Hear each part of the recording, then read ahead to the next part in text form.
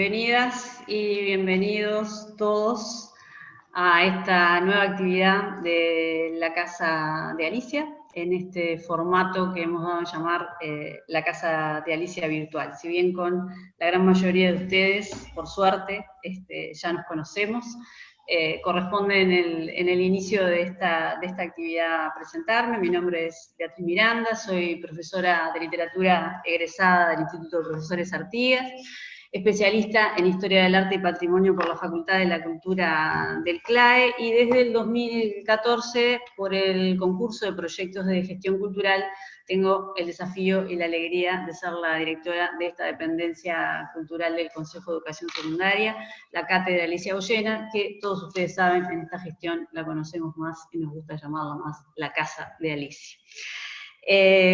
Una alegría enorme la que tiene el equipo de trabajo al que pertenezco, el equipo de la Casa de Alicia, a quienes aprovecho a agradecer, a los compañeros que hago así porque están acá, aunque ustedes no los ven, sin quienes sería imposible llevar adelante esta gestión y todas estas actividades, y sobre todo porque compartimos la gran alegría de llevar adelante especialmente este ciclo, ¿no? Agradezco fundamentalmente a mi compañera en la gestión, la profesora Marta Argente, docente de comunicación visual, que es además la encargada de toda el área comunicaciones y sin la cual literalmente la Casa de Alicia Virtual no existiría. ¿Por qué estamos tan contentos? Y bueno, estamos muy contentos porque seguimos avanzando en la realización de este ciclo que empezamos a soñar a fines del 2019, que es La Tregua, desde la novela de Benedetti al ballet, y que le posibilita a la Casa de Alicia generar este lugar de encuentro, este espacio de encuentro entre los creadores de este proyecto, los creadores del Ballet Nacional del Sodre, con los docentes de educación artística del CES, para compartir esos procesos creativos, poder asomarnos a esos procesos a los que obviamente habitualmente no tenemos acceso. Así que para nosotros es una enormísima alegría. Por supuesto, agradecemos fundamentalmente a la Fundación Mario Benedetti, con quienes coordinamos todo este ciclo, sin cuyos puentes sería imposible haberlo llevado adelante, tanto a su directora Hortensia Campanella como a Roberto López Belloso, amigos y habitantes también de la casa, con quienes se ha generado una sinergia preciosa entre las dos instituciones, que esperamos además siga creciendo. También agradecemos sin duda a las inspecciones del sector arte del CES, que han apoyado este ciclo, como la mayoría de las actividades de la casa también. Hoy contamos con la presencia de los inspectores de arte y comunicación visual, Rafael Massini y Amalia Díaz, a quienes recibimos nuevamente en la casa, y que van a tener también un rol y una participación en la actividad de hoy. Y por supuesto también a la Dirección de Comunicación Social del CES, a la licenciada Carolina Bello, que es su directora, y que sin duda contribuyen y aportan a que todo esto sea posible. Me toca presentar ni más ni menos que al encuentro del día de hoy, que es el encuentro con Hugo Millán. Hugo Millán es el encargado del diseño de escenografía y vestuario de este proyecto que nos reúne en este ciclo, ¿no? Llevar la tregua al ballet. Voy a compartir con ustedes solo algunos datos sobre la carrera y la formación de Hugo, porque si comparto todo lo que, bueno, no terminamos más y no damos la charla, Hugo, y no está bien. No sería la idea. Hugo es egresado de la Escuela de Artes Aplicadas Pedro Figari en el 79, desarrolló allí actividad de diseño gráfico, producción gráfica y audiovisual, se forma como ilustrador y figurinista en el Centro de Moda Francesa de Montevideo y se inicia en diseño textil y vestimenta. Docente de diseño y creatividad, estampado y accesorios en el sector textil y moda del Centro de Diseño Industrial del Uruguay. Egresado como técnico en escenografía, vestuario e iluminación de la Escuela Multidisciplinaria de Arte Dramático, la EMAD, donde ejerce la docencia de diseño teatral desde el 2004 y desde el 2005 está a cargo de la enseñanza de diseño indumentaria en la licenciatura en modas de la Universidad ORT del Uruguay. Sus trabajos, no es necesario decirlo, pero corresponde, han sido premiados y reconocidos en diferentes rubros de las artes escénicas, teatro, tanto en la Comedia Nacional como en proyectos independientes, carnaval, ópera, música y ballet. Mencionaremos solo algunos de sus trabajos más recientes para el Ballet Nacional del Sodre, el vestuario del Lago de los Cisnes en el 2013, vestuario de escenografía de Don Quijote y del Corsario en 2014, de Giselle 2015, de Paquita 2016, de tema y variaciones en 2017, y por supuesto, imposible no mencionar una experiencia preciosísima, que fue llevar y realizar el vestuario y la escenografía del Corsario para el Hong Kong Ballet en el 2017. Y ahora, convocado por Igor Yebra, director del Ballet Nacional del Sodre, y quien fue el responsable de la idea original y del diseño, de la dirección general del proyecto, para la realización de la escenografía y vestuario de La Tregua. Y lo tenemos hoy con nosotros, literalmente con nosotros, porque está acá en la casa de Alicia, cerquita, en la habitación de al lado, para contarnos ese proceso que va de la novela de Mario al ballet y que implica además, por lo que quienes vienen siguiendo el ciclo lo saben, porque es una de las experiencias más interesantes que se genera en esto, ¿no? Implica un interesante, rico y apasionante entramado, ¿no? Con los lenguajes artísticos de los demás creadores de este equipazo, cuya generosidad hace posible que llevemos adelante este ciclo. Así que, Hugo, te cedo el micrófono, muy, pero muy bienvenido, y bueno, disfrutemos juntos de tu proceso y de estos momentos que implican, además, lo sabemos, una gran tensión, porque estamos previos al estreno, y sin embargo, aún así, todos ustedes y hoy tú se han hecho el tiempo para estar con nosotros y compartir con nosotros la experiencia. Muy bienvenido y muchísimas gracias. Hola, buenas tardes a todos. Muchas gracias a ustedes por la invitación. Realmente una invitación con mucha alegría y con mucho gusto de todo el equipo, de que esto pueda llegar a más allá del espacio del auditorio. Bueno, disculpen si estoy medio tenso, pero estoy con la mirada vigilante de este señor acá atrás, que impresionó un poco. Pero bueno, les voy a contar más o menos cómo ha sido esta aventura de La Tregua, que se inició hace 2 años, cuando ya estábamos trabajando en Quijote del Plata con Igor y Blanca Lee, y ya ahí apareció este tema, viendo el tema de las fechas del centenario de Benedetti, y ya Igor ahí me invitó a participar en el proyecto.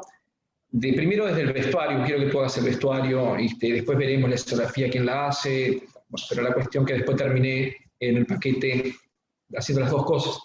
Bueno, Marina como coreógrafa, a quien conocí como bailarina, exquisita en su técnica, fue un gusto tener que vestirla. En el Lago de los Cisnes, Don Quijote, realmente la conocí desde ese lado y del lado humano también. Un encanto de persona, y bueno, y en este momento compartir esta aventura que inició con una reunión y unos apuntes de Marina, porque como digo, los primeros apuntes de cuál era su idea y por dónde quería trabajar, y que con qué escenas de La Tregua quería trabajar y le interesaba, porque leyendo ese diario, esa novela, o sea, hay un montón de situaciones que no, para trasladarla a una representación en danza, que es la expresión corporal, el cuerpo, donde no existe la palabra, donde la gestualidad es el modo de comunicar sin sonidos, había que seleccionar las partes mucho más intensas o las más, digamos, representativas de lo que quiere decir La Tregua. Y bueno, en eso trabajamos el principio del diálogo con Marina, en qué era el concepto que queríamos transmitir, qué era La Tregua, y releer La Tregua con otra edad, ¿no? Porque de repente la primera vez que la leí era adolescente, y de mano de algún tío, no recuerdo quién fue la que lo llevó a casa, y medio como leerla, pero por arriba, y más estar al tanto de lo de Benedetti por otras cosas, pero no metido de lleno en esto.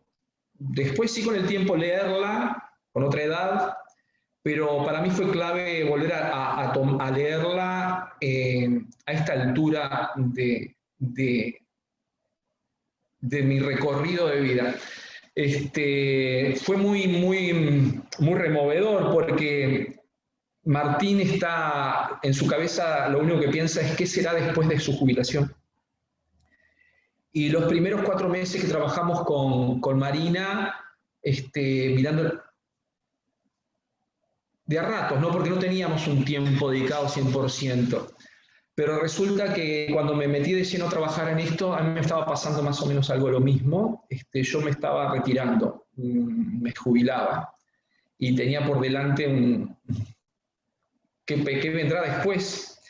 Después de 42 años de una actividad vinculada a la docencia, me fui de la Escuela de Arte Dramático y lo que había sido el diseño, y seguí en otras actividades, sigo. Entonces era como que también me pasaba eso de identificarme con el personaje, y ese tiempo de espera. Para mí lo que fue primero fue encontrar la clave de qué era para mí el disparador para diseñar.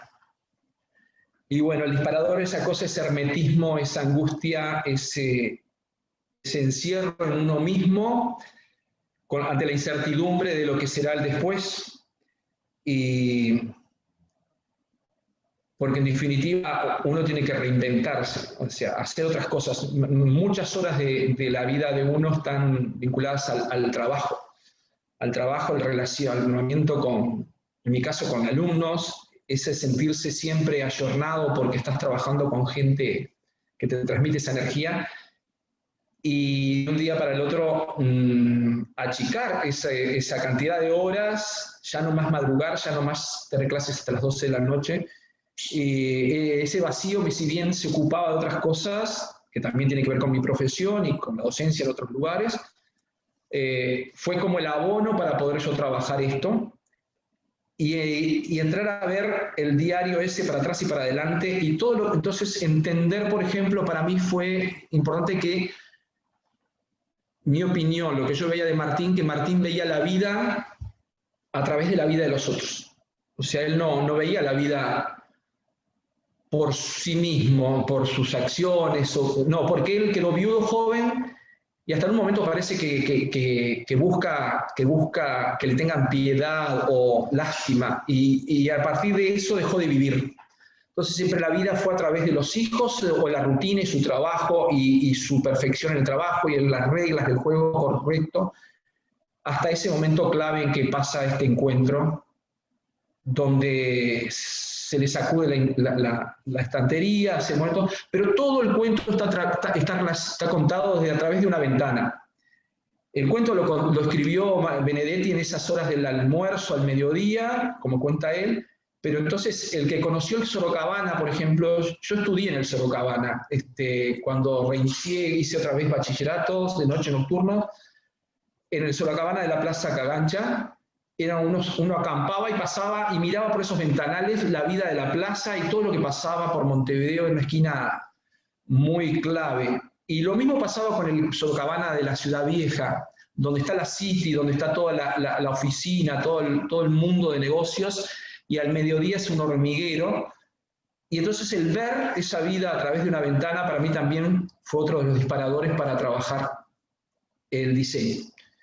Por eso como que los disparadores son esos. Me gustaría compartir con ustedes, mi mundo es visual, lo puedo acompañar en el relato, pero necesito mostrarles, compartir los disparadores y cómo fue el proceso personal y mostrarles cómo después eso se lo presenté a la coreógrafa y al director artístico. Porque acá tenemos un combo que es la coreógrafa y una institución que tiene un director artístico, y todo se tiene que congeniar en los objetivos de esa institución, y a su vez el rector es el pensamiento y la coreografía para nosotros.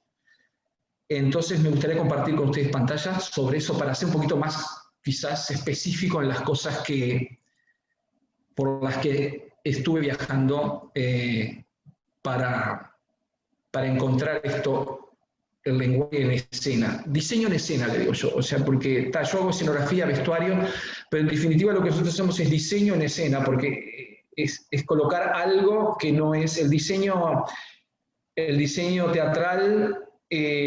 No debe ser una cosa caprichosa. Es una cosa que está al servicio de algo, con un objetivo claro. Eso es una de las cosas que tratamos de transmitir en las clases, es que esto es un trabajo en equipo y con un objetivo. Mi trabajo es de servicios, lo considero más en ese sentido, técnicos de servicios que artísticos. Por supuesto que tiene una cuota de... No sé, me parece que un artista es una cosa, para mí es una cosa mucho más, es un ser mucho más completo, sensible. Sí tiene una parte del arte, por supuesto, porque involucra curiosidad, información, sensibilidad, relacionamiento con otras artes, pero tiene mucho de técnico. Y en el caso del ballet, sobre todo hablando de vestuario, el vestuario de ballet es un vestuario técnico. O sea, más allá de que lo que uno ve del ballet clásico es la foto final de la belleza, el equilibrio, la armonía, la exactitud, es algo que tiene que funcionar como una máquina. O sea, todo tiene un peso, un contrapeso, una razón de estar y de construir. Y entonces los caprichos no funcionan. Ni los gustos personales tampoco, porque yo, por ejemplo, para mí en el diseño de indumentaria, una obsesión o una preferencia ha sido la línea continua. O sea, no me gusta cortar la figura. El cuerpo es uno solo, es una superficie entera que se recorre, que ese órgano que es la piel, y recorre todo el cuerpo, no tiene cortes, no hay continuidad siempre. Entonces siempre me gustó que al diseñar vestuario poder trabajar eso de la continuidad, no cortar, no fragmentar en las articulaciones, pero en el ballet es inevitable, porque dependemos de las articulaciones de los bailarines y de la extremidad de esos movimientos, donde tienen que estar cómodos y tienen que funcionar. No puede haber nada que vaya en contra de ese cuerpo, y además tiene que favorecer esa intención de romper la gravedad, ¿no? Porque es algo que verlos trabajar, ellos es como que en un momento logran cosas que uno que camina nada más es maravilloso, y entonces todo el trabajo de uno va al servicio de ese objetivo, ¿no? De la levedad, de la liviandad, del dinamismo, del movimiento extremo, y en este caso de relatar también, ¿no? Porque esto es comunicación visual, es otra de las cosas que nos pasa en el escenario. O sea, tenemos que comunicar en 60 minutos algo que desaparece. Yo en el cine puedo volver atrás, puedo mirar puedo volver de vuelta a la escena. En esto el mensaje, la comunicación visual es directa, es muy rápida, y no podemos pretender de repente que todo espectador tenga un máster en semiótica para entender el sistema que uno arma y los signos de ese código, pero como el espectador siempre tiene un bagaje de alguna manera, o sabe la historia de este momento, o los otros elementos que hacen el paquete, como la música, la coreografía, la luz, todos nos complementamos para armar ese sistema que transmita la comunicación que tiene que llegar. En este caso está la curiosidad y está el entusiasmo y está el antecedente de quizás conocer el texto. Pero también está eso, ¿no? En este caso, en estos proyectos, es tener que competir, en buen sentido, contra lo que es el texto escrito y la lectura o la visión que levantó cada lector de la novela. Esto es lo que nos pasa cuando vamos al cine a ver la versión del libro de tal, pero yo leí el libro y yo construí mi propia historia. Entonces, a veces puede ser decepcionante. Por eso nosotros aclaramos que esto es la tregua, pero no es una traducción de la tregua de Benedetti. Es en base a la tregua de Benedetti el rescatar la esencia, ¿no? La esencia de qué es esa relación de Martín y Laura, qué es ese momento en la vida de Martín, ese antes y el después, que es universal, que puede pasarnos a cualquiera. Por eso un poco relataba que a mí me tocaba de cerca esas situaciones de decir, bueno, uno corta y empieza otra cosa, se toma una pausa, un compás de espera y arranca de nuevo, y hay una cierta incertidumbre. ¿Y por qué no temor? Por supuesto. Pero a veces también hay entusiasmo. Bueno, es este caso que este quiebre es lo que nosotros queremos transmitir en el espectáculo, ¿no? El espectáculo es ese universal que puede ser leído por cualquier espectador en cualquier parte del mundo, y que tiene que ver con la oportunidad o darse la chance de seguir viviendo por algo, reinventarse. Y qué curioso, porque nos tocó en carne propia, porque nosotros empezamos con este proyecto, yo me jubilé el 2 de abril, el 3 estaba en una sala de espera, un avión, rumbo a un montaje de una exposición en España, de un trabajo mío, y releyendo siempre con la tregua, leyendo. Mientras leía, me doy cuenta de que el día que estábamos viviendo, que era un 3 de abril, no estaba en la tregua, pero estaba el 2 y estaba el 4, y coincidían en día y fecha. O sea, todo el calendario del 2019, si revisamos la tregua, coincide en día y número con el 2019. Era como algo raro. Le mandé mensajes a Marina y Marina dijo, me pusiste nerviosa, esto es, ¿no? Era como que algo estaba pasando. Coincidían todas las fechas del 2019 son las mismas que están en el libro. Y bueno, avanzamos con un entusiasmo brutal, y llegó marzo con todo entrando en el horno, y de repente se cayó todo. Y bueno, nos tocó nuestra propia tregua. Fue ese momento. Fueron 3 meses que para todos fueron muy duros. Y en este caso sí fue duro también, porque todo se paralizó, los talleres, todos esos cuerpos que están acostumbrados a estar en movimiento constante, encerrados en un apartamento, cada uno en su casa, y con este tema en la cabeza, ¿no? Con esto, ¿cuándo arrancamos? ¿Qué seguimos? Y bueno, y tomárselo con calma y volver con energía. Por eso nosotros estamos transitando en este momento la post-pausa.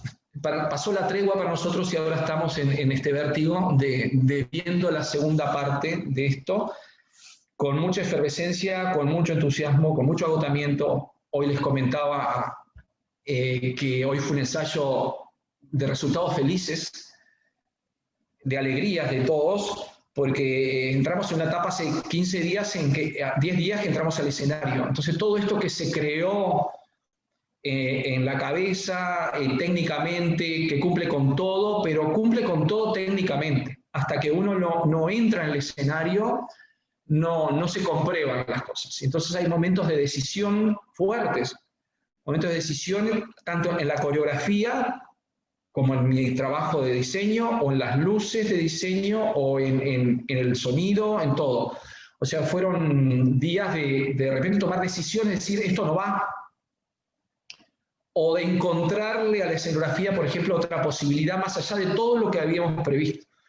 Porque uno, cuando proyecta, y con tanto tiempo de anticipación como estos proyectos de ballet, que nos llevan generalmente 8 meses proyectando, uno va teniendo en cuenta el plan A, el B, y todas las consecuencias y todo lo que se puede hacer con esto que tenemos. Entonces, vuelvo a insistir, el trabajo nuestro es técnico y de servicio. Entonces, una escenografía es una parte de una máquina que tiene que funcionar milimétricamente, y el vestuario también. Bueno, y el otro desafío, bueno, el encontrar con un producto, porque es un producto cultural, a un público que de repente tiene su preconcepto con la tregua, y además tiene su preconcepto con el ballet. Porque la danza, tenemos muchas formas de danza, pero justamente hay como un antecedente de lo clásico, y entonces de repente la primera imagen que se viene a la cabeza es un ballet blanco, de tutú, o algo más etéreo, y acá estamos hablando de algo mucho más humano, cercano, contemporáneo, en vivencias, porque esto es la mitad del siglo, fue escrito en la mitad del siglo XX, donde la humanidad y el ser humano ya tiene otra tenía otra formación como ser humano. De repente otras historias del ballet hacen alusión a cosas más románticas o visiones más idealistas o basadas en historias. Esto es una cosa real, muy humana, que nos toca a todos y donde tendemos a asociarlos con la vida cotidiana desde lo que tiene que ver con el reconocimiento de los objetos, así como que puede ser parte del vestuario, o la espacialidad. Pero acá se genera un espacio dramático que tiene que ser funcional, pero además tiene que insinuar eso que la novela está contando. Es una cosa urbana.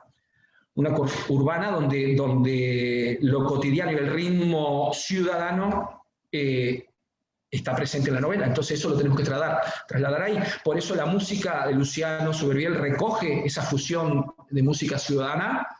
Por eso el vestuario también tiene que reconocer sistemas del vestir contemporáneos sin marcar una época exacta, reconocer la silueta de lo femenino y lo masculino. No estamos hablando de hombre, mujer, sino de masculino, femenino en cuanto al sistema del vestir. Porque no puedo negar que existe un sistema del vestir impuesto en el siglo XIX por los ingleses y que nos trasciende y llega hasta hoy. Nosotros, el ambo, el masculino, el traje, saco, chaleco, pantalón, hasta el día de hoy existe y forma parte de un sistema de comunicación del vestir masculino, como el vestido, la falda, es lo femenino, independientemente del sexo.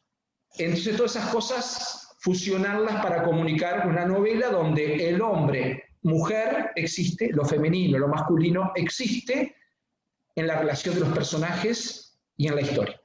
Y bueno, me dejo de hablar de esto y paso un poquito a contarles, mostrándole y compartiendo una pantalla de mi primera presentación conceptual a Marina con respecto al diseño en escena. Permiso. Les estaba diciendo que quería compartir esta presentación, a ver si le invoco en el tamaño, para que se vea todo. Ahí. ¿Se ve bien claro? ¿Sí? ¿Sí? Bien, bien. Bueno, esto es tal cual como lo primero fueron dibujos en papel y diálogos mano a mano con Marina, pero el día de la presentación ante la dirección artística y a todo el equipo, pasamos lo material a esto digital para compartir en la reunión. Bueno, entonces, como le decía, el puntapié había sido, bueno, tregua. ¿Qué era tregua? Era la pausa, el compás de espera, la incertidumbre, un lugar desconocido. La pausa, yo qué sé, físicamente, ¿qué es la pausa? Espacialmente, ¿qué es? ¿No? Para ahí, entonces, a mí siempre me gusta tener un referente, y en este caso Hopper, que es un artista que me apasiona, y que realmente sin palabras dice realmente lo que para mí era la tregua. O sea, esos personajes sin futuro, sin expectativa, y rodeados de una luminosidad, pero están en la oscuridad. Entonces Hopper para mí fue una guía y una intención a trabajar en esto. Y además, fíjense que están las ventanas también, ¿no? Las ventanas, que era mi obsesión de transmitir eso, de ver la vida a través de la ventana. Y por eso también las ventanas de Montevideo, la zona donde transcurre la historia, está llena de ventanas de este tipo y postigones. Yo vivo en una casa que tiene estas ventanas, entonces esos postigones que dejan ver hacia afuera, pero de afuera no me ven. Es esa cosa que tiene mucho la sociedad nuestra de estar mirando, curioseando lo que pasa de afuera sin que se nos vea. Y entonces me interesaba eso, los postigones, los visillos de poder ver la vida luminosa afuera, pero estar adentro en algo mucho más oscuro, en un encierro, en un refugio, que es un poco lo que nos pasó en esta pandemia. A su vez, después, a través de los postigones que me interesaba trabajar, otro artista, pero nacional, que siempre me gustó, y su trabajo variado, depende de las etapas, y que es Espinola Gómez. Tiene en los 70 esta serie que se llaman Persianas, que son en blanco y negro, entonces también me pareció gráficamente muy potente e interesante para poder recoger como insumos visuales. O sea, la otra cosa es esa, tener en cuenta que uno no sale de cero. Yo no salgo de cero, hay un referente, hay un entorno que me guía y que uno lo trabaja, lo mastica, lo reformula. Por eso decía, bueno, cuando a veces dando clases de diseño te decían, bueno, ¿qué es la creatividad? ¿No? La creatividad no es un angelito que baja, no es una virtud exclusiva de nadie, sino que la creatividad muchas veces es el manejo de los elementos dados en una situación. Yo tengo esto hoy y con esto, ¿qué hago y qué puedo hacer para llegar al objetivo? Como dice Bruno Munari, bueno, por ejemplo, arroz verde. Yo puedo hacer arroz, todo el mundo sabe hacer arroz. Hacemos arroz con esto, arroz con lo otro, le vamos agregando nuestra personalidad, pero los elementos están. Entonces, en este caso, los elementos estaban, la hopper, las persianas, las ventanas de Montevideo, lo que yo quería transmitir. Y después venía todo eso que tiene la vida de Martín, que es lo pautado, lo rutinario, lo codificado. Entonces a mí ahí me interesa, por ejemplo, el ordenamiento de la vida de Martín, su preocupación por la caligrafía y que todos tienen su lugar, esa obsesión por algo totalmente sin importancia, en una empresa de otra, una vida que no es la de él. Por eso el sistema de código de barras me interesaba como algo contemporáneo, y también el código QR, eso que tiene que ver con la luz está o no está, es un sistema binario, ¿no? El que manejamos hoy en el diseño digital está encendido o apagado, el 1 y el 0. ¿Hay luz o no hay luz? ¿La ausencia o presencia? Eso me interesaba trabajarlo, que también venía de los postigones, ¿no? ¿Me ven o no me ven? Y entonces, ¿qué pasa con esos postigones? Lo que hacen es desvirtuar el mundo interior, porque se filtra la luz y lo que yo estoy viendo no es la realidad, se deforma todo en la habitación cuando se filtra la luz por esos postigones, se distorsiona. Entonces, esto simplemente era un ejemplo para mostrar en la presentación de espacios distorsionados, pero había estructuras iguales. Hay estructuras que construyen el espacio en sus dimensiones, pero está distorsionado. Eso me interesaba para comunicarle y decirle a María que era mi intención distorsionar el espacio con la escenografía y que el negocio iba a ser la luz, que va a depender de la luz 100%, porque se te va a dar la posibilidad de poder distorsionar. Esta es otra imagen de referencia para apoyar un poco que se entienda, porque a veces uno habla y el otro no levanta las mismas imágenes que uno. Entonces, sí, bueno, esto es la filtración a través de una ventana, un postigón, una persiana, y cómo los objetos que están en el interior cambian de su forma de reconocerlos, ¿no? Porque pasan a ser objetos diferentes. Eso también me interesaba que fuera aplicable a los materiales del vestuario, que del vestuario también pasara, más allá de eso que dije recién, de lo masculino, lo femenino, el vestir reconocible occidental, pero que también esa variación o ese movimiento, o esa distorsión, o ese cambio existiera a nivel de la materialidad del vestuario, que darlo a través de las técnicas de construcción o de terminación, o de decoración, o de simplemente compartimentación de espacios. Podemos plegar, plisar, arrugar, para poder sacar de un plano único. Y hablando de un plano único, me interesaba ¿qué pasa? Los japoneses tienen en su cultura la tradición de fragmentar un plano en múltiples partes, tienen la tradición del origami, y la cultura japonesa en la moda, por ejemplo, tiene exponentes maravillosos, uno de ellos es Issei Miyake, una genialidad en el diseño que ya trascendió la moda y la ropa, sino solamente, por ejemplo, son objetos luminosos. Y esa era la otra intención también, decir, bueno, que hay un entorno oscuro, pero hay una luz puntual en una habitación, por ejemplo, un micromundo. Eso lo trabajamos con Sebastián Marrero, que hace las luces, de potenciar micromundos, cápsulas, donde los personajes estaban y el resto era desconocido lo que pasaba. Por eso me interesó poner como ejemplo para comunicar en la reunión de producción, porque en estas reuniones participa producción también, la idea de esos micromundos donde se habitaba, lo habitaban estos personajes de la novela. La otra cosa que me interesaba también era lo que dije hoy de los postigones. Yo muevo los pisillos y puedo controlar la luz. Entra más, menos luz. Abro el postigón y cambia, se pliega, hay bisagras, se mueve. Me interesaba que eso pasara. Quiero que pase eso y por eso el pop-up, ¿no? Esto de que yo abro y se pliega algo y hay algo mecánico, pero a su vez simple, que transforma el espacio. Un plano pasa a agarrar la tridimensionalidad. Eso me interesaba en que tenía que ser un espacio cambiante. Estos simplemente son ejemplos de cómo un espacio rígido como un cubo puede contener tensiones internas, ¿da?, que me pueden armar otra figura. Para eso necesito a mi socio de la luz y a los bailarines que van a estar habitando esa caja y los movimientos que me interesa que pasen ahí adentro.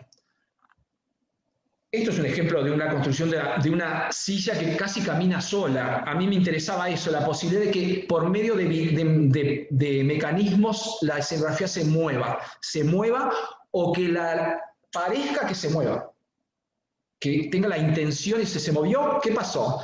Y ese mi socio es la luz, sigo insistiendo. Y nosotros tenemos muchos ejemplos cotidianos, que fue el ejemplo que le mostré a Marina primero, que es esta silla plegable que la tenemos en todos lados, de cómo paso de una silla a un plano, y Marina dijo, bueno, genial, porque con eso nos va a servir para poder desplegar y hacer situaciones, porque hay muchas situaciones de uso de espacios que no podemos colocarlas en un espacio donde se baila. El espacio tiene que estar lo más amplio posible y disponible para el trabajo del bailarín. Tenemos en Tres Cruces un ejemplo de esto, que es de Iturria. Ahí nomás en Tres Cruces, frente a la cruz, está esto, que es Cimarrones, la escultura, donde el original es un plano, y por corte se desplaza y arma una tercera dimensión y una estructura potente. Eso era un recurso que podía servirnos para trabajar. También la arquitectura, eso de que existen como pequeñas ventanas en un plano muy grande, concentrarnos en una ventana, o de vuelta el ejemplo del pop-up, en que hago cortes y lo despliego y se forma una tercera dimensión. Y después en las técnicas de lo que tenía que ver con la construcción de vestimenta, existen múltiples recursos convencionales en lo cotidiano de la construcción de prendas que funcionan. Por ejemplo, los frunces, las tablas, la combinación de tablas y volantes, lo traslúcido, la superposición de capas. Eso me interesaba. Decía, bueno, algo que pueda velarse, que no sea el color puro, porque estamos hablando de esa luz que entra por la ventana, y si yo veo un color rojo dentro de la habitación, no es rojo, porque está contaminado de la luz de la sombra, y ya no es un color puro. Entonces me interesaba eso de poder velar colores, de que no fueran los colores reales, sino llevarlos hacia la oscuridad. En cuanto a la construcción masculina, por ejemplo, que es el personaje de Martín y el resto de la masculinidad, recurrir a elementos clásicos del vestir, el reconocimiento de determinadas líneas en la construcción de la prenda que tiene que ver con clásicos, como por ejemplo un cardigan, un saco, un blazer, una bata, una camisola, una remera, pero también meter lo traslúcido. Por eso la malla esa de algo que deja ver, que puede llegar a dejar ver la piel o puede dejar ver otro color, ¿no?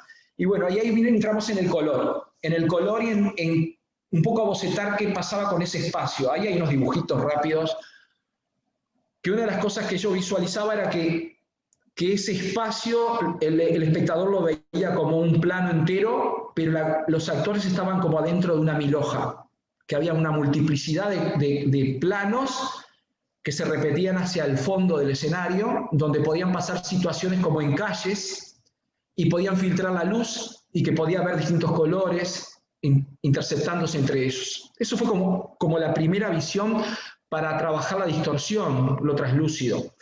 Pero bueno, eso evolucionó a pequeños bocetos de estructuras en el vestuario. Estos son apuntes delirantes. Pero cuando uno después que repasa, hay muchas cosas estas delirantes que quedan en el camino. Estos son también los bocetitos basándome en eso, de las persianas, en los pliegues, en la estructura masculina, lo femenino, el reconocimiento de las siluetas. Pero las persianas, rayita a la horizontal, está, y eso era el disparador para seguir trabajando. Y ahí nos tomamos una tregua que vino la pandemia, y ya estábamos en la etapa de ingreso, y les voy a contar entonces con respecto al vestuario primero, si les parece bien, no sé, a los moderadores, o quieren, bien, genial. Entonces, bueno, ya cuando llegamos, terminamos la primera, ya estaba como definido esto. En mi cabeza había definido esta carta de colores, que algunos ahora mutaron por el cambio de máquina, pero se ven más luminosos acá, son más opacos. Por un lado está el mundo de la ciudad, por otro lado está el mundo privado de Martín y sus cercanías. Y sí, cambiaron mucho los colores, pero bueno. Entonces fue como la primera división, la carta de colores general y la particular para vincular el núcleo familiar. Y ahí empezamos con los primeros bocetos que para mí no pueden ser funcionales. Los primeros bocetos para mí tienen que ser emocionales y conceptuales. Y acá está el movimiento y la rutina y Martín. Rutina, Martín, Martín, rutina. La rutina constantemente encima de Martín. Y que en este caso de la versión en danza que hace Marina, la rutina es un personaje. O sea, porque nosotros la rutina la leemos y la vemos en el texto como algo agobiante, y está todo el día, pero no existe. Pero existe sí en la danza. Hay un personaje que es la rutina. O sea, que había que diseñarlo, y la rutina es parte de mí. Entonces tiene mucha similitud conmigo, con mis costumbres, con mis movimientos. Y a su vez a todo esto nos estábamos apurando a que había que largar la campaña de promoción de esto. Había que largar una imagen que identificara la tregua, y para eso había que hacer un vestuario, por lo menos de apuro, de estos dos personajes. Y de apuro algo que fuese la escenografía. Entonces hay un cartel promocional en que están los dos bailando, y en el fondo hay un telón. Y fueron los dos elementos que se diseñaron. Un telón y esos dos personajes con ese vestuario en ese momento, con esta carta de colores. Pero también ya estaba instalada la necesidad o la exigencia de la dirección artística de que esto tenía que ser un producto para gira.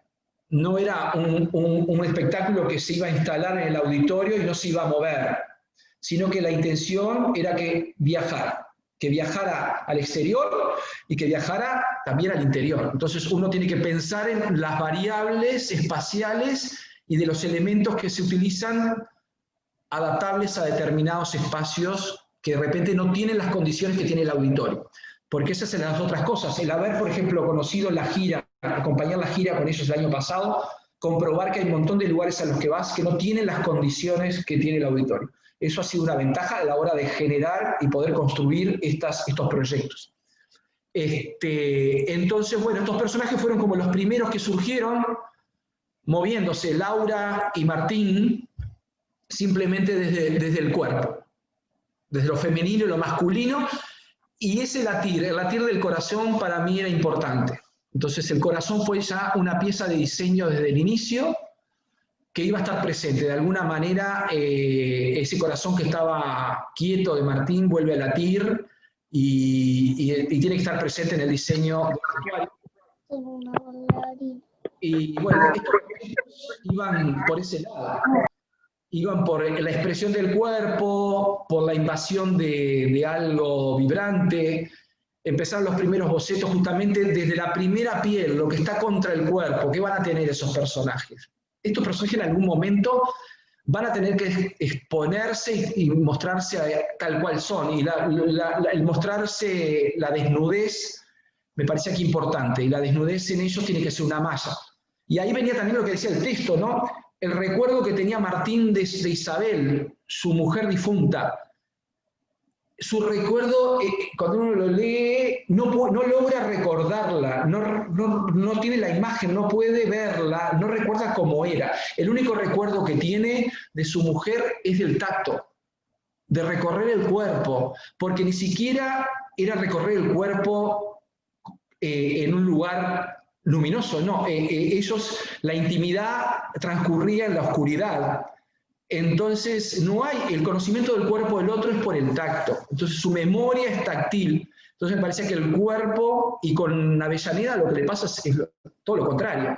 Hay una exposición, hasta él se expone, porque la privacidad con Avellaneda es, cuando él compara su cuerpo de 50 años con el de ella, y la estudia y ve los detalles de ella, y se compara a él el estado en que está. Entonces, la desnudez para mí era importante, y trabajarla hacia una malla que podía ser la base de algo. Empezar el corazón, para mí no tiene que ser un corazón real, es algo mucho más abstracto, que involucre la parte más, es casi como cerebral, no es un corazón, es un nudo, es una angustia, es una máquina, es algo, no es un corazón realista, figurativo, sino es figurativo, abstracto, conceptual. Y bueno, esos personajes empezaron, ¿no? Ahí vemos a Laura, a Isabel, la mujer fallecida, la rutina. ¿Qué es la rutina? La rutina es masculina, o el hacer, porque es muy parecida a él. Pero ¿qué es el azar? La muerte. Está la muerte. Pero no quisimos, Marina no quiso que fuera la muerte. La muerte es una cosa más del azar. Como te puede pasar otra cosa, te puede pasar que te morís. Entonces, es el azar, sin él, sin la. Entonces no sabemos si era masculino o femenino, por eso el traje tiene algo femenino, pero hay un bailarín haciendo ese papel también, ¿no? Entonces está lo masculino, femenino también fusionado. Estas son las siluetas generales de vestidos o vestir femenino sin tiempo, dentro de los clásicos, ¿no? Esto puede ser usado hoy, pudo ser en los 40, en los 50, en los 60. La ropa masculina más básica, convencional, que tiene que ver con lo compartimentado en dos partes, en tres, pero siempre las persianas, ¿no? El rayado, el pliegue de la tela, alguna técnica que me ayude a dar esa sensación de persiana o de corte. Bueno, y aquí están como una foto final lo que fue hasta hace un tiempo relativo, el diseño final, ¿no? O sea, los puse así medio como un puzzle, porque cada uno tiene un desarrollo muy particular que ha ido mutando en el tiempo, pero en sí son esas las siluetas y los colores que están en escena. Pero ¿qué pasa? Como siempre decimos también, el boceto es una guía hacia un producto que después tiene un cuerpo que va a exigir determinados ajustes, que tiene que ver con esto que les decía, que era un vestuario técnico, funcional, y que de repente, cuando comparten espacio determinadas piezas, también tenemos que ajustar desde cambio de color. De repente algunos de estos no están en ese color, o se vuelve a repetir el mismo diseño en otro color. Está la masculinidad y lo femenino. Hay hombres con falda, hay mujeres con pantalones, hay cosas que parecen gente más joven, otros que parecen más clásicos, y los oscuros en los colores también están ahí presentes. Esto es como para empezar a trabajar y ya está hecho y fueron mutando. Y las técnicas están metidos en ellos. Y hasta ahí llegamos, y este ha sido el corazón con el que promocionamos, y ahora les voy a invadir de vuelta. Me gustaría contarles un poco sobre el espacio, de cómo se generó a partir de ese concepto también lo que hoy es la escenografía en escena. Voy a dejar de compartir y voy a compartir de vuelta. Y ahí tengo que ir al otro. ¿Dónde está el otro? Ah, no, tengo que ir al Zoom primero, perdón.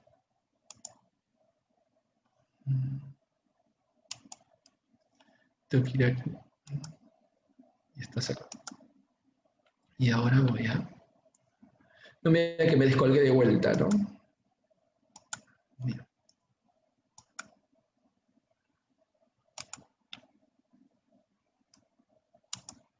Bueno, aprobé el examen, sí. ¿Están viendo? Sí, están bien. Bueno, esta es otra presentación.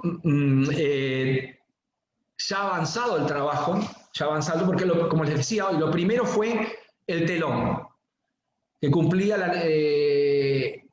creo que todas las intenciones que yo tenía, el tema de las ventanas, el tema de los espacios, caminos a un infinito. Bueno, les voy contando eso. ¿No pasa? Bien, esto que les presento ahí es el primer guión que Marina me dio en esas primeras conversaciones, donde ella ya había seleccionado las escenas y qué quería que pasara, la descripción de la situación, qué pasaría en el vestuario, qué pasaría en la música y en la escenografía. Esta es la guía para empezar el trabajo. Y estas son las primeras rayas con respecto al espacio. Retomando un poco eso lo que le decía de Hopper, Spínola Gómez, las persianas, los postigones, esas ventanas o a su vez puertas o pasajes, tránsito hacia otro lado. Entonces me interesaba, estos son apuntes genéricos, son dos de las rayas que hay por ahí, hechas muchas. Hay algo de la ventana del medioevo en los castillos, que es esa ventana chiquititita, que se ve de afuera una abertura y para adentro se abre y amplía la luz. Algo que Le Corbusier también utilizó en una construcción, una capilla, ay, se me fue el nombre, donde las aberturas a esa capilla son de ese sistema que se expande la luz hacia el interior. Algo un poco que también hizo Dieste en la construcción de sus edificios, las capillas que hizo. Estos apuntes son las primeras ideas, ahí trasladándolos un poco a la dimensión de lo que es un telón y el espacio. La dimensión de un telón en el auditorio tiene 20 metros de largo por 10 de alto. Entonces todo lo que estamos proyectando hay que pasarlo después a dibujar en esas dimensiones. Estos son bocetos, recorto y pegue digitales. Ahí está la proporción para ver cómo rendía. Entonces después se me metió en la cabeza de, bueno, capaz que no es un telón, sino que son partes compartimentadas en distintos planos ubicados verticalmente en profundidad en el escenario, que pueden subir, bajar, que pueden generar micromundos, ¿no? Que van acotando el espacio en profundidad y en vertical. Pero bueno, esto después terminó siendo esto, que es el telón de fondo de toda la obra, donde es una cosa mucho más dura, el cemento, más rigurosa, más hermética, como me parece que es ese mundo mecánico del que tiene Martín y el entorno, para él tan ajeno. Entonces, a nosotros también técnicamente nos servía porque para una gira, por ejemplo, con este telón nosotros hacemos una gira y algunos de los elementos que vamos a usar adelante los podemos llevar y no tenemos por qué llevar todo. Incluso puede variar la cantidad de bailarines para poder hacer la representación. Por ejemplo, en un teatro, si vamos de gira al interior, tenemos el Mació, tenemos el Larrañaga, tenemos varios en el interior rehabilitados, el de Durazno, que es precioso, hay otros, pero no todos tienen las dimensiones. Por ejemplo, si te toca ir al pequeño teatro de Jung, por ejemplo, que es bellísimo, ¿no? Es maravilloso, es muy complejo hacer una obra de este tipo, pero hay que tener en cuenta de antemano qué podemos hacer en esos espacios, y a veces espacios alternativos que no son un teatro. Aquí les muestro, por ejemplo, estos son el proceso de pintado en el taller de telones. Eso que estaba hecho, el diseño así, acá, esta es la realidad, pintándolos en un telón de 20 por 10 metros, que es una base de lienzo donde se hace una base de pintura para impermeabilizar, para que tenga un apoyo de base blanca, y eso es como lo vemos desde una baranda de arriba. Aquellos son los ventanales que dan a la calle de Uruguay, y ese día fue maravilloso porque la luz pasaba y era como una réplica en la pared de lo que estábamos construyendo en el piso, y que me hubiese encantado que eso fuera la escenografía. O sea que eso, tener la suerte ahora de poder registrar a cada rato los pasos está buenísimo. Bueno, y acá está un poco los bocetos de pasar a ese telón a la tercera dimensión. Esto que yo jugaba y decía, pueden bajar cosas acá, multiplanos, el público está allá, el público está acá, la platea, ¿no? Y podemos hacer distintos planos inclinados, y bueno, pero todo eso son fantasías delirantes para después bajar a tierra. Y esto es como el hallazgo, o lo que, desde el punto donde dije, bueno, esto tiene que evolucionar. La idea de un cubo, algo hermético, que pueda moverse, fragmentarse y contener todas las piezas que necesitamos para las escenas diferentes de la obra. Por eso ahí vemos partes que pueden llegar a ser mesas, bancos, inclinados, derechos. Y ahí está el primer juego que hice de cortando esos módulos que son una L con los ángulos punzantes, que si uno los mueve, esas L las va comunicando entre ellas, y entonces eso me fue generando la posibilidad de decir, pero yo quiero pasar de este espacio a este módulo me tiene que permitir pasar al otro. Entonces ahí hice una pequeña maquetita de lo que sería la L y cómo eso puede jugar en distintas formas. Eso lo trasladé a lo que yo pretendía, que eran 4, y fue los elementos que le entregué a Marina antes de Navidad del 2019, y pasó enero sus vacaciones jugando con esto, armando la coreografía. O sea, porque más allá de que ella tenía la coreografía de lo que quería, que pase en escena, hay momentos que tienen que ver con la construcción de los espacios definidos, que nosotros queríamos hacerlo lo más abstracto sin que fuera una casa de muñecas. Entonces había como una tendencia en el relato de la historia y en lo que eso influenciaba en Marina, de que acá es la casa y acá hay una ventana y acá hay esto y aquel otro. O sea, eso lo tenemos que dejar abierto para que cada uno construya su ventana, su casa y su mesa. Entonces, con esto ella empezó a construir espacios, los micromundos donde podían pasar las cosas. Después eso lo juntamos con Marrero y empezamos a pulir para estandarizar y decir, acá hay muchos movimientos, necesitamos solamente 9 escenas y lo que nos importa es el tránsito entre escena y escena. Cómo se va a mover eso y qué va a pasar. ¿Y qué características va a tener esto? Entonces acá hay como una descripción técnica de lo que son las plantas de esas 4 Ls. O el modelo. Son idénticos los 4, nada más que si está en la posición primera, la vista A me permite pasar por un pasaje como una cancel de una puerta, traspasar, circular por dentro de la estructura o atravesar las diagonales. Eso fue la intención, ¿no? De que se podía habitar. ¿Y qué tamaño va a tener esto? Bueno, esto no puede ser chiquito porque el escenario tiene, la boca del escenario son 8 metros. Entonces la dimensión tiene que ser generosa. Entonces eso, después de muchos ajustes en las medidas, consideré, y además la otra, el tema del movimiento en escena. Lo peligroso de poder mover un módulo de determinadas dimensiones. Entonces esto mide 3 por 3 en la L, tiene 3 metros en una pata de la L, 3 metros en el otro, y tiene 4 metros y medio hacia arriba. Y se mueve por medio de ruedas que no se ven. Después hay lugares ciegos como estos grises que son translúcidos, como si fuera un vidrio, es otro material, es policarbonato. Y lo que ustedes están viendo, rayitas, es todo un sistema justamente de persianas. O sea, la idea de que la luz se filtre, que pase, si hay luz atrás me ven, si me iluminan atrás me ven, si estoy atrás y me iluminan no me ven. Entonces todo un sistema de cintas negras, ¿ah?, que permiten ese juego de construcción. Acá de vuelta están las posiciones de los 4 módulos, las flechitas indican el lugar donde yo puedo transitar y me ven que voy hacia el otro lado, y después está la circulación interna de esos módulos. Esta es la escena 1, por ejemplo. Cuando empieza el espectáculo, hay como, tiende a que se arma esta escena. No está exactamente así, pero esta es la foto, el registro de la primera escena de Martín, solo con sus pensamientos y sus hijos. Es la escena interior de su casa. Esos módulos van a seguir jugando, cambiando de lugar en el espacio. Con la ayuda de Marrero vamos creando esos micromundos. Por ejemplo, esta la llamé la ciudad gris. Es eso, todo ese mundo que va pasando otra vez de vuelta a la familia.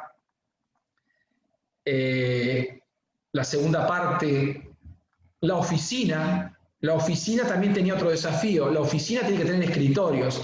Por eso hay unas partes de esta estructura que se transforman en escritorios. Se transforman en escritorios para toda la coreografía de los bailarines, y este que está acá adelante es el escritorio de Martín. Otro movimiento. Todo esto era el ideal en un principio. Después esto, al generar los movimientos de tránsito, se van descubriendo posibilidades nuevas. Pero, por ejemplo, aquí llegamos al momento de ese mundo apartado, íntimo de Martín y Laura, se construye este lugar. Este lugar, con los 4 módulos, genera esa intimidad y suceden las cosas ahí adentro, y el mundo exterior es la nada, es la oscuridad.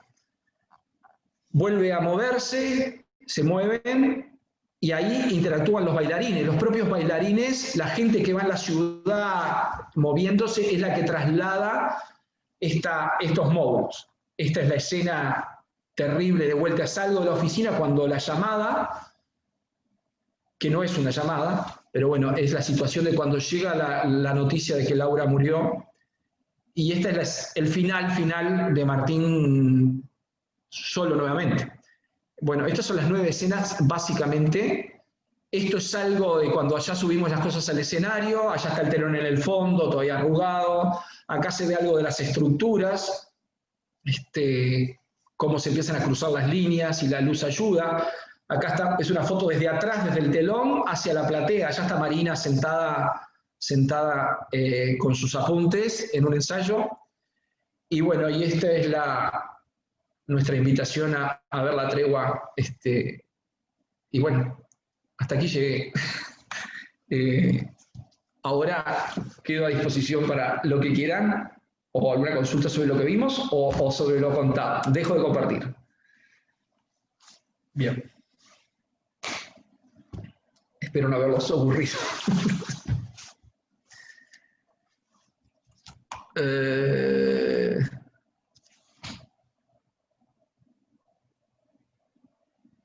Bueno.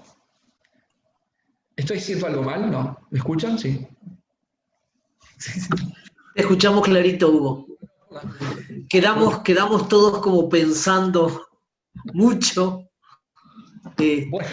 Esto que nos has comentado, que muchas veces no tenemos esta oportunidad de tener al creador de toda esta semiología que vos decías y tenerla de primera mano de su creador, me parece que es una oportunidad única. Bueno, yo encantado, no sé, me gusta contarlo también, no sé si no. Bien. Bien. Creo que son pocos.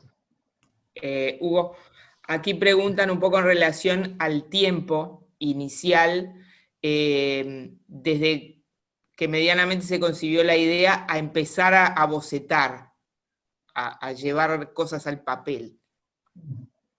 Bien, bien.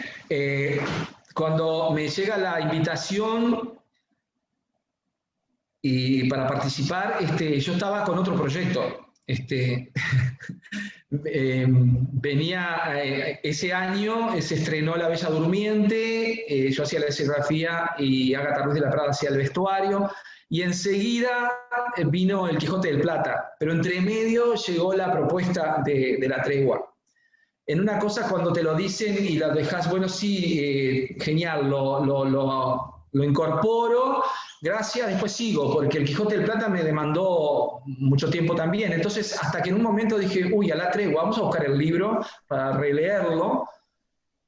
Y entonces hay como un tiempo, te diría que finales del 2018, leyendo la tregua y emocionándome y releyéndola, pero como que en enero, febrero, retomar la nueva temporada en el 2019, ahí era como que ya había que concretar. Creo que me estoy confundiendo porque no, también la primera idea fue, ay, se me terminaron las fechas, pero te llevo más o menos, sí, está bien, 2019. Como que empecé a trabajar en la tregua en marzo del 2019. En marzo del 2019 aterrizando ideas, dibujando, pensando, y ahí, bueno, vino la gira internacional, que me la regalé, dije yo tengo que ir a hacer esto, me encantó ver qué pasaba, y ahí, bueno, poner un poco más de pienso al regreso, pero ya estaba como convencido de eso, pero los proyectos más o menos acá llevan en estos tipos de espectáculos mínimo 8 meses, pero la parte de diseño de repente me lleva capaz que 2 meses, 1 mes y medio, depende de por dónde venga la cosa, porque después como va mutando, pero el proyecto total son unos 8 meses más o menos, entre 6 y 8 meses entre que se ingresan, se concreta, se da el visto bueno, el ok, quedamos todos de acuerdo y arranca la producción, se van 6 meses hasta que estrenamos. Pero en el pienso mío, mi trabajo de repente me lleva capaz que menos tiempo. O sea, me lleva mucho tiempo en la cabeza, de repente, hasta que el poder imprimir, ¿no? Si uno pudiera con el dedo imprimir y sale todo, pero entonces eso, como que hay un tiempo de pienso que tiene que ver hasta en el cotidiano, cuando vas caminando, de cuando estás en tu casa, o de las cosas que vas observando, porque en un momento vas en un piloto automático en que lo único que ves es lo que te interesa. O sea, yo ahora saco fotos y las fotos que saco están vinculadas a esto. Yo como monotemático. Y entonces eso me pasa, que digo, bueno, yo necesito, es como cuando salgo a buscar un material, un color, solo veo ese color, no me distraigo con otras cosas. Entonces eso es un poco cómo te contamina la vida, de repente en 1 mes, 2 meses estás con eso hasta que empezás a bocetar y a proyectar y a ajustar, ¿no? Porque vas y venís, con las limitantes, y no siempre de repente la idea es aceptada de lleno, o sea, hay que ir para atrás y volver, o surgen cosas, por ejemplo, de necesidades en la coreografía, cuando, por ejemplo, con Marina empieza a trabajar más en la coreografía, empiezan a surgir intereses, ¿no? Y esos intereses implican necesidades de funcionamiento.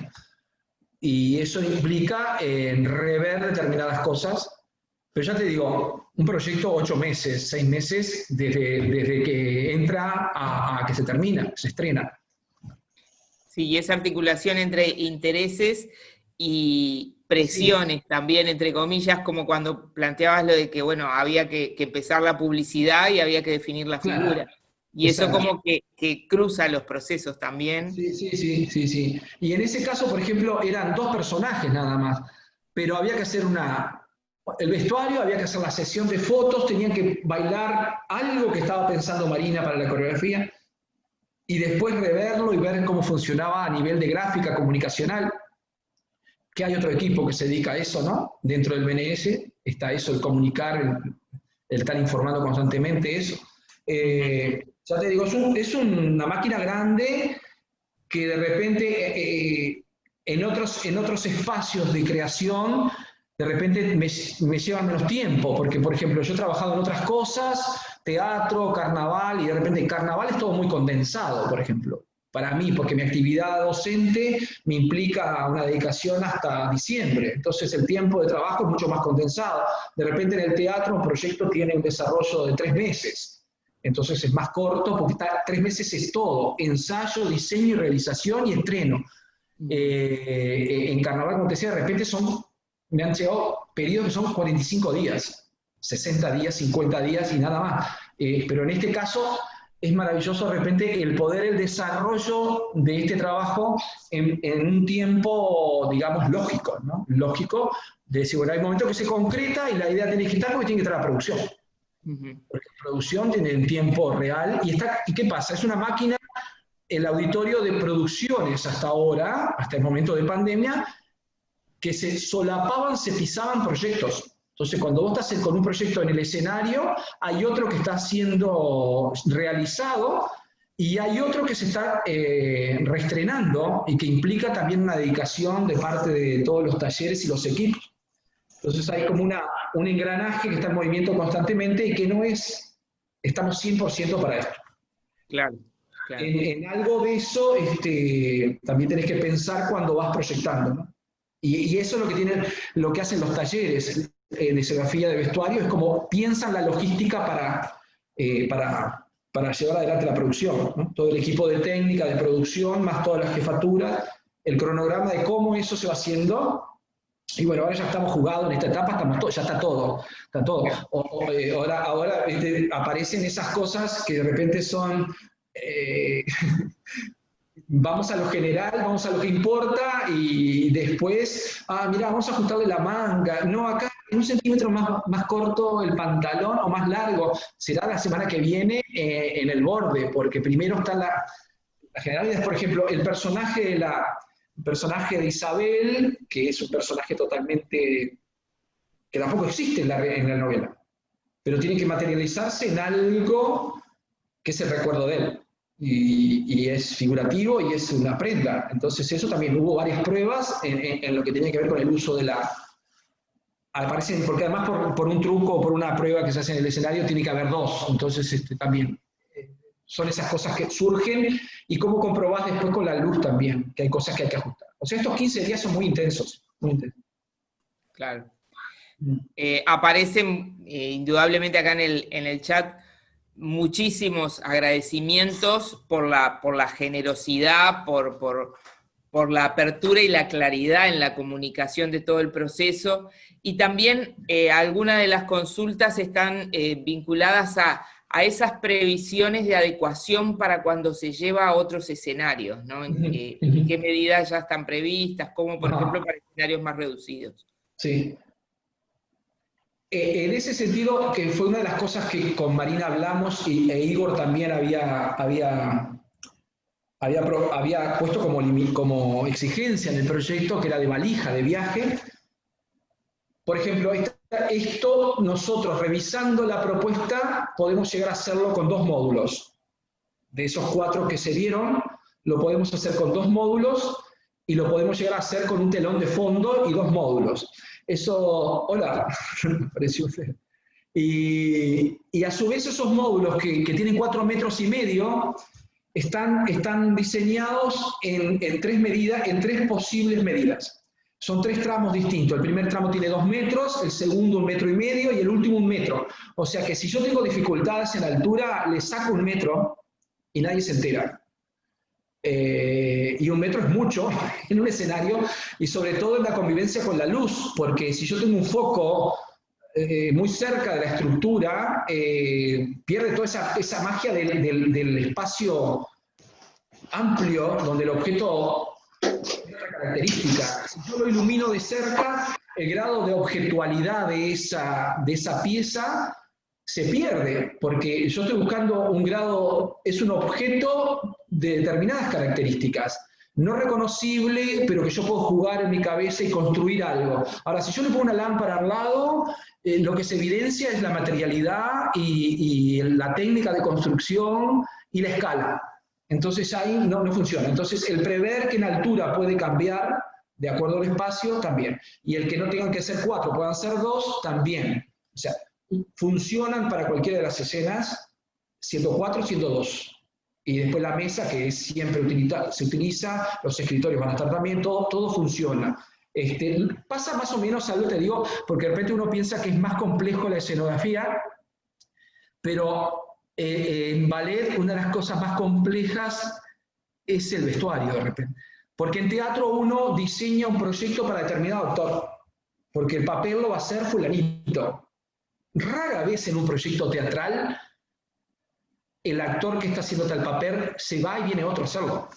Esos toros que le toca a alguien hacer de repente de un día para el otro, suceden muy pocas veces en el teatro. Pero en cambio en el ballet, o sea, nosotros vemos una temporada de 12 funciones y no es el mismo cuerpo de baile el que está todos los días, porque esto es un mundial en 12 días. O sea, la dinámica del bailarín es casi como un equipo de fútbol. O sea, su estado físico y su cuidado.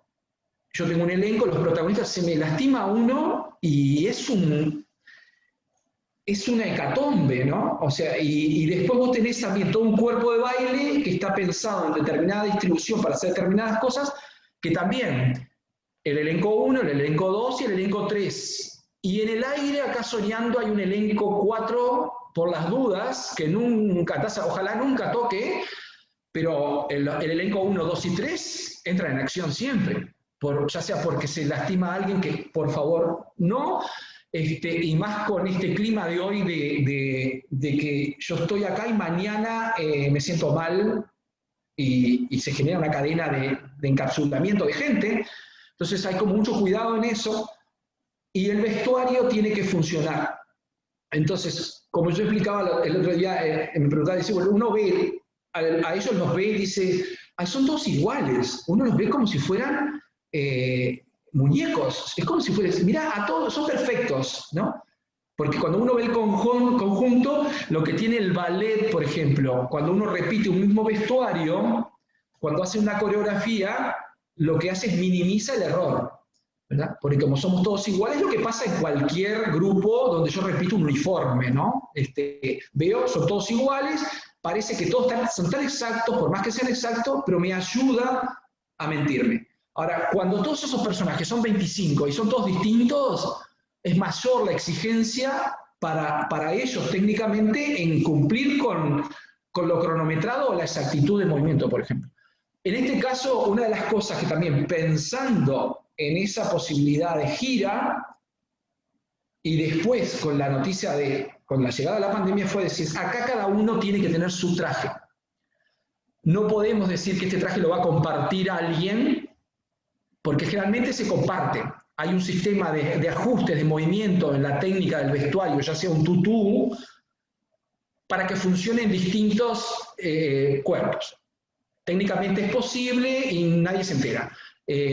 Porque tampoco son iguales, uno los ve iguales, pero no son iguales. A veces 1 centímetro en la cadera son kilómetros en un tutú, 1 centímetro, ¿no? 2 centímetros en el largo de un tiro, en un clásico, es terrible, terrible. Ahora, en esto, como tenemos la posibilidad de que es algo urbano, contemporáneo, atemporal, cada uno puede ser un personaje único, irrepetible, y así se diseñó ese proyecto. O sea, cada bailarín de los que se ven en escena, ya sea los 3 elencos se arman con esos bailarines, porque hay muchos que se repiten en los 3 elencos, cada uno tiene su prenda. O sea, esto que yo tengo puesto hoy va a ser mi vestuario si trabajo mañana o el domingo. Y si hoy me toca hacer este papel en la primera fila o en la situación de manipulación de la escenografía o en la oficina, este vestuario mío es el mismo, no cambia, no cambia. En la oficina yo me pongo algo que se agrega porque soy un funcionario, pero también está esa circulación que cada uno tiene su uniforme, entonces están cubiertas las fallas por ausencias en los 3 elencos. Entonces los colores, esa carta de colores que de repente vimos al principio, también están pensados en ese movimiento de puzzle de que, o sea, no se puede pensar quizás todo en composé cromático como en un clásico, ¿no? Porque uno ve en ballet clásico romántico y ve los galanes, los príncipes o todos los cortesanos en una tonalidad, las damas de corte de otra tonalidad, y vos decís, bueno, se van emparejando, no molesta el ojo, suaviza, pero en este caso no, cada uno es humano, pero eso sí, el diseño está ajustado, trabajado para que le quede bien en su cuerpo, ¿verdad? Porque esa es la otra. Cuando uno diseña vestuario no puede ser caprichoso, ¿no? Yo no puedo agredir el otro con algo que no lo favorece ni lo hace sentir bien. O sea, porque más allá de que ellos sean profesionales, están exponiéndose en un escenario, uno no puede jugar con eso. Por eso te digo, acá hay un momento en que de repente la desnudez se trabaja, la desnudez vestida, por supuesto, ¿no? Pero ya el corte de esa desnudez está pensado para no exponer o para que sea controlado, para que no sea una cosa caprichosa, en ese sentido. Perdón, capaz que me fui por dentro. No, al contrario, fantástica la respuesta, incluso en gran medida creo que otra pregunta que había vinculada con la funcionalidad del vestuario creo que quedó contemplada también. Sí. Bueno, y la insistencia de todos, señalando la claridad de la presentación, la riqueza enorme de todo el proceso, claro. Todos con muchas ganas, indudablemente, de ver la presentación, porque realmente fue muy elocuente y se pudo transmitir lo desafiante de esta situación que, como tú dijiste, no es traducir la tregua a una puesta en escena, sino que es generar la puesta en escena de la esencia desde estos otros lenguajes. Otra de las cuestiones que también se señalan mucho es la importancia, la relevancia de ese trabajo de equipo tan afinada y tan interdependiente, ¿no? Un pequeño movimiento en una de las áreas impacta indudablemente las demás y requiere de ese trabajo tan afinado. Así que bueno, el agradecimiento enorme de parte de todos, sumamente disfrutable, y desde el lugar nuestro de la Inspección de Comunicación Visual, de Arte y Comunicación Visual de Secundaria, el valor enorme que tiene todo este trabajo que has compartido, porque toca los más diversos lugares, muy vinculados con lo que es el abordaje de ese lenguaje en el que estamos todos los días, y tratando de acercar a los jóvenes a que lo vivencien y lo comprendan, sí, y lo puedan tener como herramienta. Así que muchísimas gracias. No, por favor. Muchísimas gracias a ustedes, y como hablábamos hoy, si bien toda esta nueva modalidad que también me ha llevado a reformularme en las clases, o sea, dar clases, o sea, el primer semestre fue terrible, el de reorganizar algo que estaba pensado. Además, yo en la clase soy bastante, o sea, hay como el movimiento, la cosa, el ejemplo con materiales, en vestuario, si no tenés los materiales, si no tenés los objetos, es muy difícil transmitir las cosas. El rearmar las clases para poder hacer ejercicios y probar fue un desafío. Y por eso mismo hoy hablamos de que esto está buenísimo, de que si bien es una tranca, también esta posibilidad de poder estar hablando con docentes de otro lugar, que de repente no podíamos tener esta conversación, que me encantaría. De hecho, es una de las cosas que tengo en el debe en algún momento, ir a salir por ahí, salir de Montevideo. Por ahí apareció alguien de Mercedes, que es mi pueblo natal. Me trasplantaron a los 2 años, en el año 60. Yo nací en el 58, o sea, por eso te digo que la novela es muy cercana, porque en la novela dice, cuando él firma dice 1958, entonces me sacudió todo, porque yo dije, esto es brutal, te das cuenta, y todavía el tipo está pasando, ¿no? Entonces, bueno, un saludo para Mercedes, y a todos los docentes de Mercedes. Bien. Me gustaría mucho darle la palabra unos segundos, que la veo a Hortensia. Muy bienvenida, Hortensia.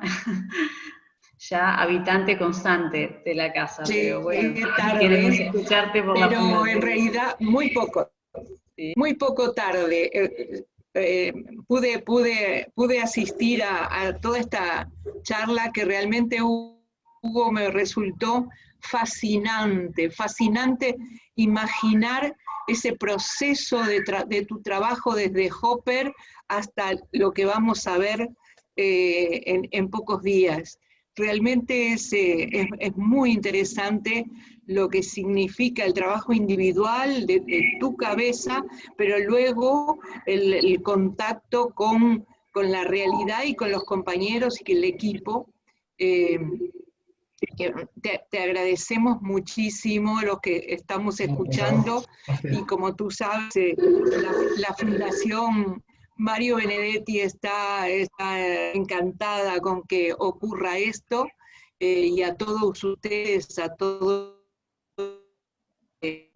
confiamos plenamente en la enorme capacidad que, aunque tú modestamente le quites un poquito de espacio a lo artístico, creo que hay mucho de artístico para justamente lograr que eso que tiene que ser técnico y tiene que ser funcional, además sea hermoso, sea sugestivo. Así que, de nuevo, muchas gracias, y bueno, por supuesto, gracias a la cátedra, a la Casa de Alicia, que está organizando estas cosas. Gracias. Por acá hay... nos vemos pronto. Hay una compañera que dice, Hugo, que cuando quieras ver el mundo desde la ventana del Sorocabana de Durazno, que aún tiene sus puertas abiertas, serás bienvenido a la ciudad. Así que ¿Sabés a quién lo voy a presionar y lo voy a comprometer? A Sebastián Marrero, porque si Sebastián Marrero es de Durazno. Ahora se me confunde si es de Durazno o de Paso de los Toros, se me va a ofender, pero lo voy a pinchar, digo, mirá, me dijeron que tengo que ir a tomar al Sorocabana de Durazno, así que está bien. Bueno, muy bien. Bueno, infinitas gracias. A ustedes, un placer. Por supuesto, a vos sí, te saludo ahora nomás porque estás acá al lado. Cierto, ya me había olvidado y ya me había apropiado de esto, que es maravilloso. Y bueno, claro, estás ni más ni menos que en el escritorio de Alicia Goyene con el cuadro de Rodó detrás, ¿viste? Literalmente en la casa de Alicia. Muchísimas gracias a todos, muchísimas gracias a Amalia, Rafael, Hortensia, María José, prefectora de literatura del sector de arte que también está presente, a todos los compañeros que han sido parte de este encuentro hoy, que vienen siendo parte de todo el ciclo, sin duda a través de Hortensia, la fundación que ha hecho posible esto. Y nada, que siga la sinergia entre las instituciones, que sigamos encontrándonos todos, que la Casa de Alicia siga siendo un lugar de encuentro para esto, que es compartir los procesos de creación, encontrar los procesos también para nosotros como docentes de educación artística, la reflexión sobre qué está pasando con la educación artística en Uruguay hoy, es una cosa que queremos que suceda desde la Casa de Alicia, y esta oportunidad de estos encuentros con ustedes como creadores de este preciosísimo proyecto, realmente es único, como decía Rafael hoy. Muchísimas gracias, y como siempre digo, el arte siempre es generoso. Así que gracias a todos, y bueno, nos vemos ahora con Luciano el miércoles que viene. Muchísimas gracias. Un abrazo muy grande para todos. Chao, chao a todos.